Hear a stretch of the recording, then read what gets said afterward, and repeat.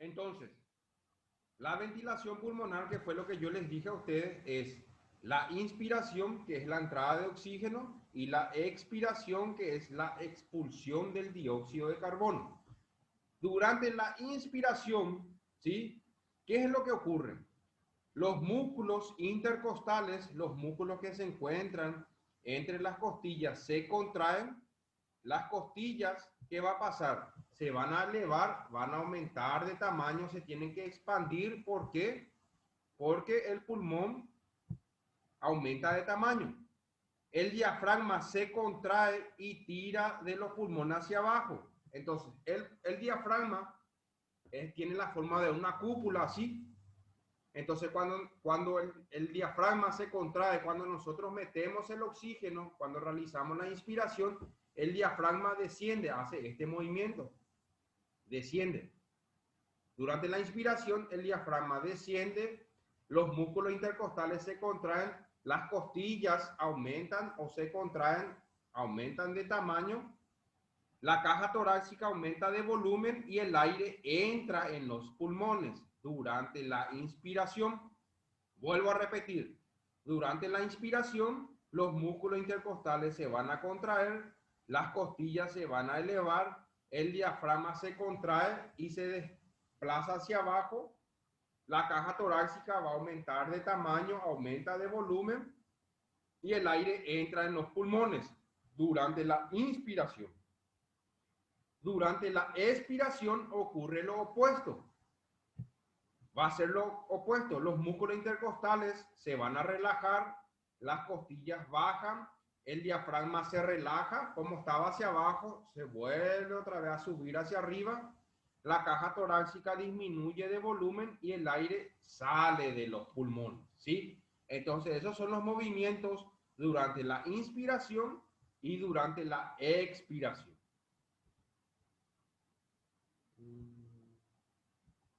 Eso no.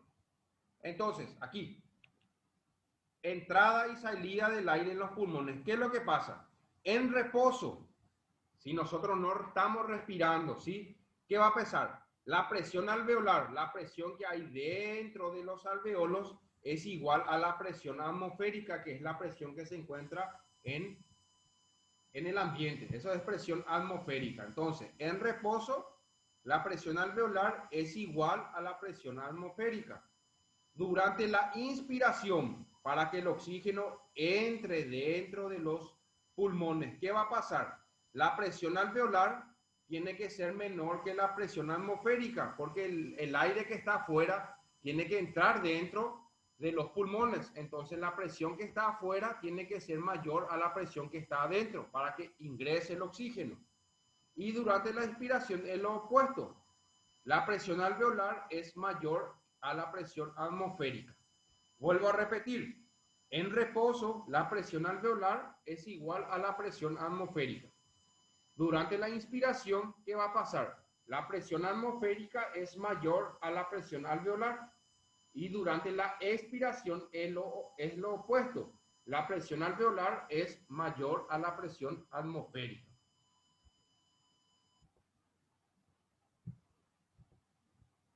Ahí vemos, ese es el intercambio.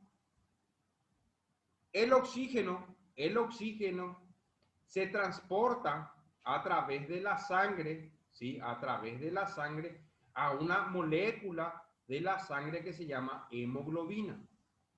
Y la hemoglobina transporta el oxígeno. Esta hemoglobina o una hemoglobina transporta 4 moléculas de oxígeno, 4 luego. Vamos a suponer que esta es mi hemoglobina, esto que está aquí, mi puño. Y esta hemoglobina tiene vamos a poner 4 puentes, ¿sí? Que son así. Y cada puente agarra un oxígeno, 2, 3 y 4 oxígenos. Estos puentes de la hemoglobina es el hierro. El hierro es el puente, o es lo que le une, o es el que se encarga de agarrar el oxígeno. Por eso muchas veces cuando hay anemia, la anemia generalmente o el más común es por una deficiencia de hierro. Y si no hay hierro en la sangre, ¿qué va a pasar? La hemoglobina no va a poder agarrar el oxígeno va a ver dentro de la sangre. pero no le va a poder agarrar porque no tiene hierro. Por eso hay la anemia por deficiencia de hierro. La hemoglobina. La frecuencia respiratoria. ¿Qué es la frecuencia respiratoria? La frecuencia respiratoria es el número o la cantidad de respiración que nosotros hacemos en un minuto. Normalmente la respiración o la frecuencia respiratoria es, en alguna literatura es de 16 a 18 y en otras es de 16 a 20. Es el normal. ¿Qué quiere decir? Que en un minuto vos tenés que mover el pulmón 16 a 20 veces. Es lo normal.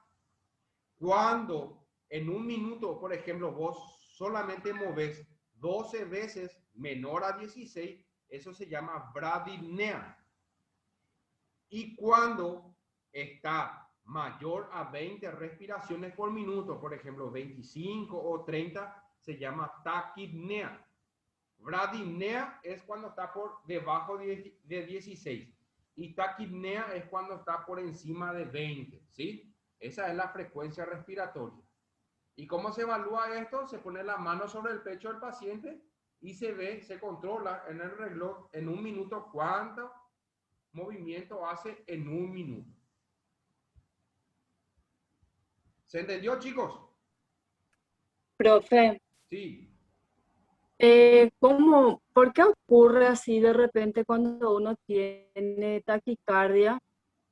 Taquicardia es problema del corazón. Esto es taquipnea. Ah, ya. La taquicardia es cuando hay un problema a nivel cardíaco, que es un aumento de la frecuencia cardíaca. O sea, el latido del corazón en un minuto Profe, es de 60 a 80. Eso se hace así, se palpa acá en la muñeca. En la muñeca hay un pulso que se llama pulso radial y ese pulso se palpa. ¿Y cuántos golpecitos hace? Vos pones ahí tu dedo y escuchas pop, pop, pop. Sí. Entonces, en un minuto tiene que haber entre 60 a 80 en una persona adulta. profe, Sí, ahí yo tengo entendido que ahora ya es hasta 100 ya, de 60 a 100 sería. sí. En alguna literatura es así, en Ese es otra cuando es... tenés taquicardia, ¿verdad, profe? Sí, señor. Sí, depende de la edad. En un adulto ¿Y lo joven es normal de cuánto es, 60 a profe? 80. ¿Eh? Lo normal cuánto sería, 60. De 60 a 80 en un adulto joven. En un adulto mayor es, así como dice la compañera, llega a 100. Y en los recién nacidos o en los niños es de 100 para arriba. Es de 100 a 150 en los bebés, en los neonatales. Y en los atletas de alto rendimiento, por ejemplo los jugadores de fútbol, es menor a 60 porque ellos tienen otro metabolismo. Sobre todo los jugadores de Cerro Porteño porque ellos están a otro nivel. ¿Está? Es monoropaite, profe. Bueno, continuamos. No, profesor, Nemondoro, hoy coité, profe. Esto no. Ella acerta y te regalaría. Cerro Porteño. Bueno, atiéndanla aquí. Bueno, ya está, una bromita nomás. Anayo. Términos respiratorios. Eumnea es la respiración confortable en reposo. La disnea es la sensación de dificultad para respirar. El famoso yucua es la disnea, es la falta de aire, ¿sí? La apnea es cuando uno deja de respirar por unos minutos. La hipernea es el aumento de la frecuencia respiratoria. La hiperventilación está asociado a un aumento de la frecuencia respiratoria y un aumento de la frecuencia cardíaca. La hiperventilación es cuando vos, por ejemplo, haces algún tipo de actividad física y empezás a hiperventilar, es cuando estás cansado. Y la hipoventilación es cuando una disminución, ¿sí?, de la respiración. ¿Estamos, chicos? Y ahí terminamos la parte respiratoria, ¿sí? Ahora vamos a dar nuestra última clase, que es el sistema nervioso. ¿Se entendió hasta ahí el respiratorio, verdad? Sí, profe. ¿Sí? Bueno, Sí, bueno. sí, profe. De lujo. Ok, ahora vamos al sistema respiratorio. El sistema respiratorio, me quedé con eso. El sistema nervioso está formado por un sistema nervioso que se llama sistema nervioso central y otro que se llama sistema nervioso periférico. El sistema nervioso central está formado por el cerebro, por el cerebelo, por el tronco encefálico, ¿sí? Y por la médula espinal, que ustedes ya saben que se encuentra en la columna vertebral. El sistema nervioso periférico ya está formado por los nervios espinales, que son los nervios que salen de la médula espinal, que fue lo que yo les dije por los agujeros de conjunción, por ejemplo, el nervio ciático, y por los 12 pares craneales. Y también está formado por el sistema nervioso autónomo o vegetativo, que es el simpático y el parasimpático. Este sistema autónomo o vegetativo, por ejemplo, son los nervios que le dan inervación al corazón, al pulmón, ¿sí? A las vísceras. Esto es el sistema nervioso autónomo o vegetativo. El sistema nervioso central, que está formado por el cerebro, por el cerebelo, por el tronco encefálico y por la médula espinal, generan impulsos nerviosos rápidos y grandes a grandes distancias, porque hay, por ejemplo, impulsos nerviosos que tienen que llegar a los dedos de la mano, tienen que llegar a los dedos de los pies, que están muy alejados, ¿sí? Y forman unidades funcionales que se llaman las neuronas. Las neuronas se encargan de transportar estos impulsos nerviosos o la orden que envía el sistema nervioso central, que es el cerebro, que fue lo que yo ya le dije. El sistema nervioso central está formado por el cerebro, ¿sí? Por el tronco encefálico y por la médula espinal, que es lo que vemos aquí. Esto es el sistema nervioso central. Acá atrás se encuentra una estructura en la parte occipital, aquí atrás, que se llama cerebelo, ¿sí? El cerebelo, ¿sí? Las sinapsis son intercambios de información entre un nervio, entre una neurona y otra neurona, ¿sí? Vamos a suponer que esta neurona trae la información del cerebro, ¿sí? Entonces acá se liberan estas vesículas que se llaman vesículas sinápticas, o sea, la información, y estas vesículas sinápticas le transmiten la información a la otra neurona. Y así pasa sucesivamente. Este le pasa a este, a este, a este, a este, y ahí se está produciendo constantemente la sinapsis nerviosa. Luego tenemos la sinapsis eléctrica, sí, la sinapsis eléctrica, esta sinapsis se llama sinapsis química, porque acá se liberan vesículas sinápticas, estas vesiculitas que están aquí, se llama sinapsis química. Y esta sinapsis se llama sinapsis eléctrica, esto que está aquí. El nervio puede transmitir la información así, como unos impulsos, van así, va, y envía la información acá. Salta la información, salta la información, salta la información y llega a la otra célula, ¿sí? Al otro nervio y le transmite la información. Y luego esa célula hace el mismo movimiento y le transmite a la otra y así sucesivamente hasta llegar al punto o la zona en donde nosotros queremos transmitir la información.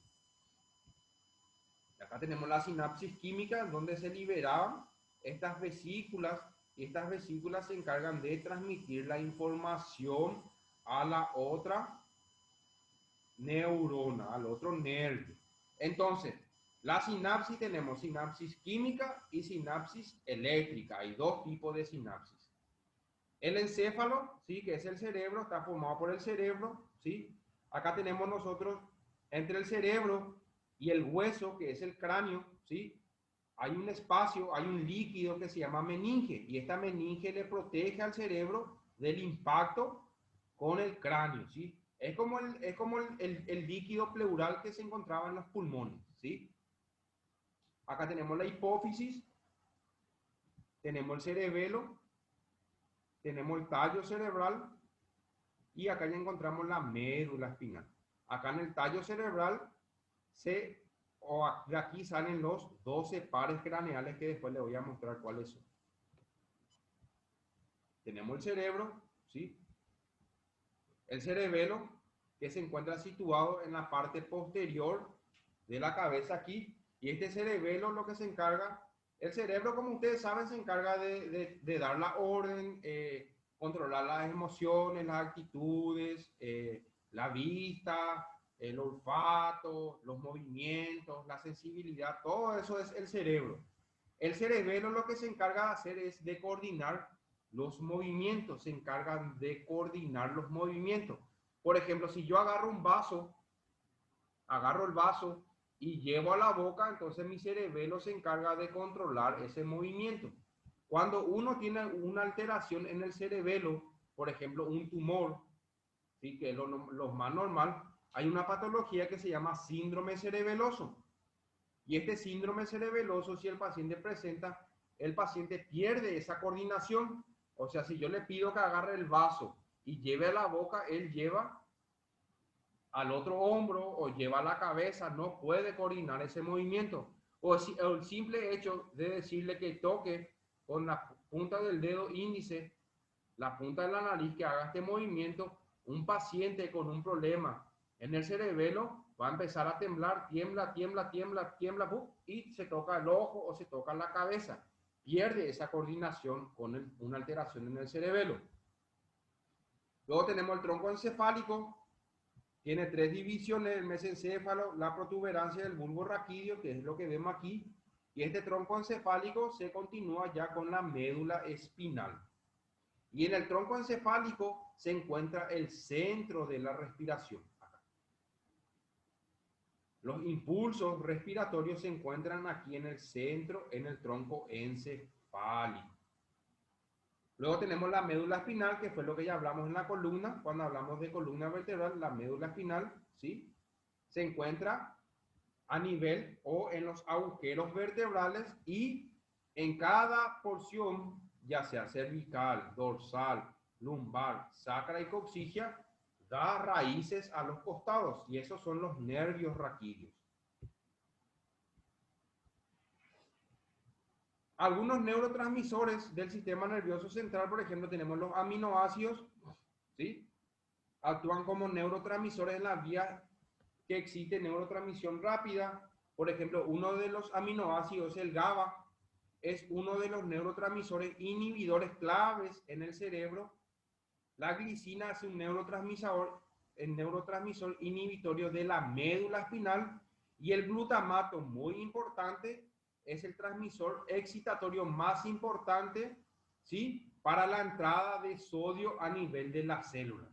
Entonces, en los aminoácidos tenemos el GABA, que inhibe en el cerebro, la glicina inhibe en la médula, y el glutamato le excita al sodio para la célula. Las monoaminas son neurotransmisores implicados en las vías nerviosas reguladoras más lentas. Estas vías establecen la sinapsis. Estas monoaminas se encuentran en la sinapsis química, que fue lo que yo les dije, que son como unas vesiculitas que les mostré hace rato. La hidroxitriptamina, ¿sí?, es un neurotransmisor que se encarga de controlar el ciclo del sueño, la vigilia, el apetito, la temperatura corporal, percepción del dolor, náuseas, vómitos, ¿sí? Esa es la hidroxitriptamina. La acetilcolina es un neurotransmisor muy importante en el músculo esquelético para la contracción muscular, la acetilcolina. Los péptidos, sí, se encuentran como neurotransmisores en las neuronas centrales y terminaciones nerviosas, y son neuromoduladores, o sea, se encargan de controlar los impulsos nerviosos. El óxido nítrico libera respuesta a incremento o ayuda a la liberación de calcio, ¿sí? Muy importante también para la contracción del músculo, el óxido nítrico. Luego tenemos el sistema nervioso periférico, que está formado por los nervios craneales, el nervio raquídeo y los ganglios, o el sistema nervioso autónomo o vegetativo, que era el simpático o parasimpático, que fue lo que les dije que le estimulaba al corazón, al pulmón, a las vísceras, ¿sí? Por ejemplo, el estómago, el hígado, el riñón. Los nervios craneales, hay 12 pares de nervios craneales, estos 12 pares. Ahí salen el nervio olfatorio, el nervio óptico, el motor ocular común, el nervio patético, el nervio trigémino, el motor ocular externo, el nervio facial, el auditivo, el glosofaringio, ¿sí? Que inerva parte de la faringe y parte de la lengua, se encarga de darle inervación, el nervio vago, el nervio espinal y el nervio hipogloso. Entonces, estos son los 12 pares craneales que se llaman nervios craneales. Y luego tenemos los nervios raquídeos o nervios espinales, que son estos que están aquí. Son los nervios que salen a los costados de la médula espinal. A nivel del hombro nace o sale un plexo que se llama plexo braquial, que fue lo que yo ya le mostré en la clase cuando dimos hombro. Ahí sale el nervio cubital, sale el nervio radial, el nervio mediano, todo sale del plexo braquial. Y aquí se encuentra un plexo que se llama plexo lumbar, y de este plexo lumbar, por ejemplo, sale el nervio ciático, que fue lo que vimos o hablamos cuando hablamos de la cadera, el nervio ciático. Y estos son los nervios autónomos o vegetativos. Tenemos el parasimpático y el simpático. El parasimpático es todo contracción, todo estimulación, estimula, contrae. Por ejemplo, contrae la pupila, estimula la salivación, reduce el latido cardíaco, contrae los bronquios, estimula la actividad digestiva, todo es estimular. En cambio, el simpático se encarga de relajar, por ejemplo, dilata la pupila, inhibe la salivación, relaja los bronquios, acelera el impulso cardíaco, todo es relajación, el simpático. Parasimpático contrae, simpático relaja. Las vías sensitivas, tenemos vías sensitivas motoras y vías sensitivas nerviosas. Nosotros tenemos la médula espinal, que fue lo que hablamos cuando hablamos de médula. Si nosotros hacemos un corte transversal de la médula y la médula miramos de arriba hacia abajo, esta médula tiene la forma de una H. Todo lo que está en la parte anterior, ¿sí? Todo lo que está en la parte anterior, esto que está aquí es anterior, es motora, es de movimiento. Y todo lo que está en la parte posterior es sensitiva. Por ejemplo, acá tenemos la sensibilidad del dolor, tenemos la sensibilidad de la temperatura, la sensibilidad del dolor, del tacto, ¿sí? Todo lo que es sensitivo. Y en la parte anterior tenemos todo lo que es motricidad, todo lo que es movimiento de la médula espinal. Y ahí terminamos, chicos. ¿Alguna preguntita? ¿Se entendió bien? Sí, profe, se entendió. ¿Sí? Bueno, Sí, profesor. bueno, entonces, vamos ya a sacar esta. ¿Qué está viendo?